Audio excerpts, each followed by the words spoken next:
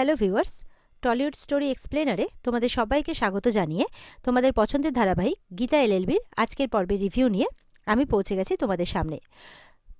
তাহলে চলো আমরা দেখে নিই যে আজকের পর্বে কী হতে চলেছে। শুরুতেই কাব্যা গীতাকে ফোন করে জানাচ্ছে যে আজ সে খুব ভালো রং খেলেছে স্বস্তিকের সঙ্গে, আর সেটা সোশ্যাল মিডিয়াতে পোস্টও করে ফেলেছে। সোশ্যাল মিডিয়াতে সে দেখে নিতে পারবে।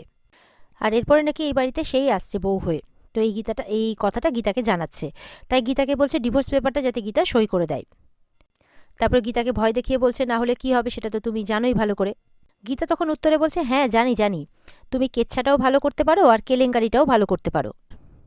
গীতা বলছে আমি যেটা করতে পারি সেটা হচ্ছে মেরে হাড়গুড় গুঁড়ো করে দিতে পারি। এই বলে গীতা ফোনটা কেটে দেয়। কাব্যা তখন মনে মনে চিন্তা করছে এটা কি হলো, গীতা কি মিন করতে চাইলো গীতা।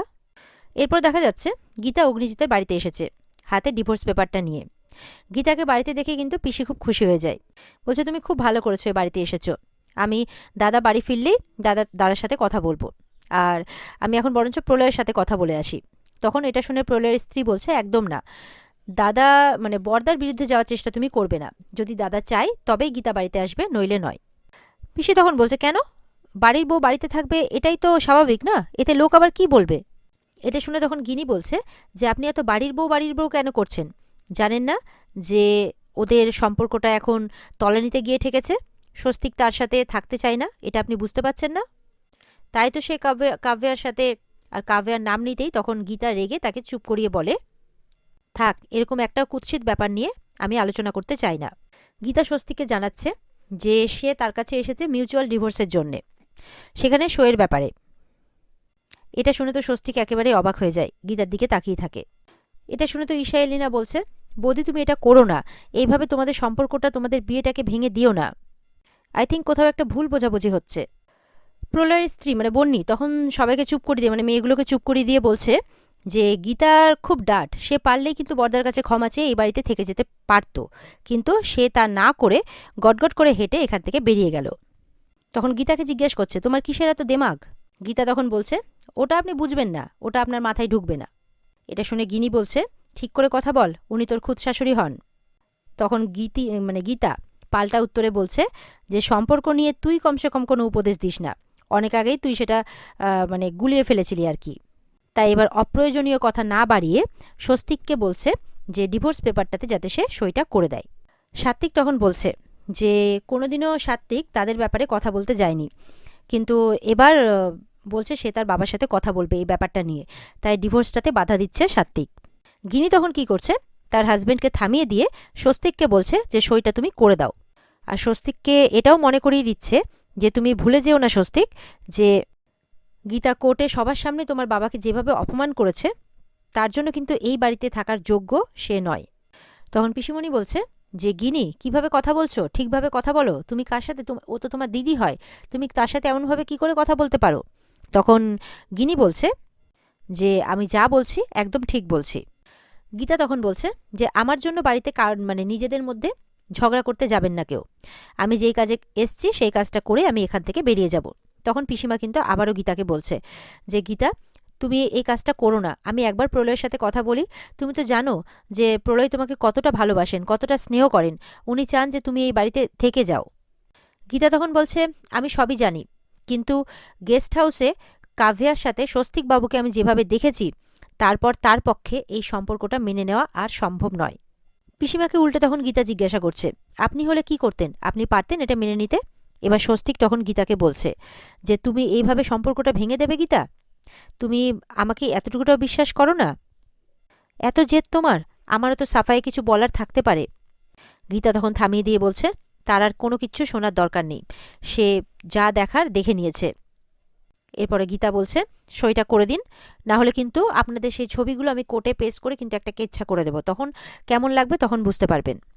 তখন গিনি বলছে ছাড়ো স্বস্তিক, তুমি সইটা করে দাও, মুখার্জি বাড়ির ছেলেদেরকে না বিয়ে করার জন্য বাইরে মেয়েরা বসে আছে, তুমি এসবকে পাত্তা দিও না, তুমি সইটা করে দাও। এরপরে স্বস্তিক না চাইতেও সইটা করে দিতে বাধ্য হয়। তখন গীতা বলছে যে আজ থেকে আমরা সেপারেটেড, এই বলে গীতা চলে যাচ্ছে।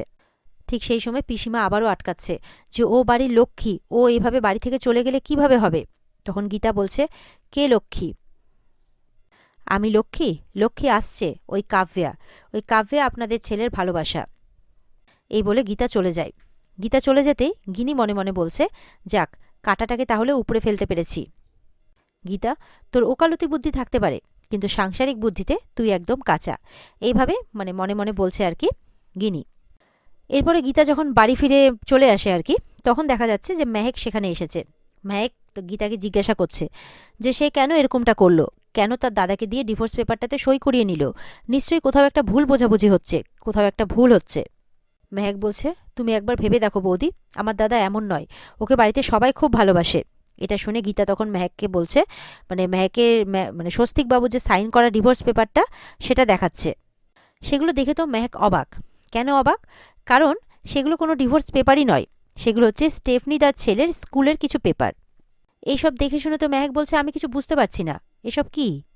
তো মেহেক বলছে, মানেটা কি?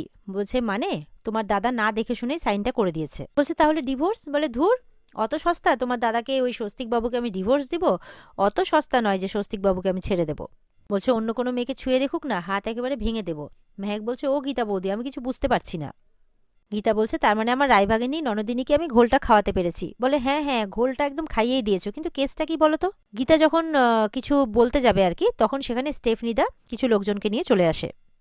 স্টেফনিদা সঙ্গে করে হোটেলে সেই লোককে নিয়ে এসছে, যিনি সেই সময় হোটেলে প্রেজেন্ট ছিলেন। তিনি গীতাকে একটা অডিও দেন। সেখানে কাব্যা পরিষ্কার, কাব্যার গলা শোনা যাচ্ছে। তিনি ওয়েটারকে, কাব্যা বলছে আর কি, যে এই কাপটার মধ্যে এই ওষুধটা মিশিয়ে দেবে, এই কাপটা দেবে স্বস্তিককে, আর এই কাপটা দেবে আমাকে। স্বস্তিক বুঝতেই পারবে না যে সেই কাপে কিছু মেশানো আছে, কারণ এটা সরাসরি আপনাদের ক্যান্টিন থেকে আসবে, তাই সন্দেহের কোনো অবকাশই থাকবে না। এই যে আপনার 10,000 টাকা, এটা আপনি নিন। এই পরিষ্কার রেকর্ডিংটা সবাই মিলে শুনছে। তখন মেহেক বলছে, এসব কি? বলছে, আমি যখনই জানতে পেরেছিলাম যে তোমার দাদা কাব্যার সাথে দেখা করতে যাচ্ছে, তখনই আমি আমার খেলাটা শুরু করে দিয়েছিলাম। গীতা বলে যে তখনই আমার সন্দেহটা হয়েছিল। মেহেক বলছে, তাহলে সবটাই সাজানো? গীতা বলছে, না না, সবটাই সাজানো নয়, ওরাও খেলছে, আমরাও খেলছি, দেখি না কে জেতে। এটা T20 ম্যাচ নয়, এটা 5 দিনের টেস্ট ম্যাচ, আর এখন ব্যাটিং করছে গীতা। দেখা যাক স্লগ ওভারে কেমন খেলে, গীতা বলছে। এরপরে মেহেককে কিছু বলতে যাবে কি, তখন বাকিদেরকে তো পাঠাতে হবে, সবার সামনে তো প্ল্যানটা ডিসকাস করতে পারবে না। তখন বাকিদের গীতা বলছে, ঠিক আছে, আপনাদের কাজ হয়ে গেছে, এবার আপনারা আসুন, থ্যাংক ইউ ভেরি মাচ। আর স্টেফনিদাকে বলে একটু নজর রাখতে, যাতে বস্তিতে কেউ ঢুকতে না পারে। স্টেফনিদা বলছে, হ্যাঁ, সেদিন একটা ভুল হয়ে গেছে, কে যে কাকাবাবুকে ওরকমভাবে মেরে চলে গেল, আর সেই ভুলটা হবে না, চিন্তা করো না। এই বলে তারা চলে যায়। তো গীতা তো বলছে চারাটা ফেলে দিয়েছে, এরপরে বড়শিটাও ঢুকে ফেলে দিয়েছে আর কি।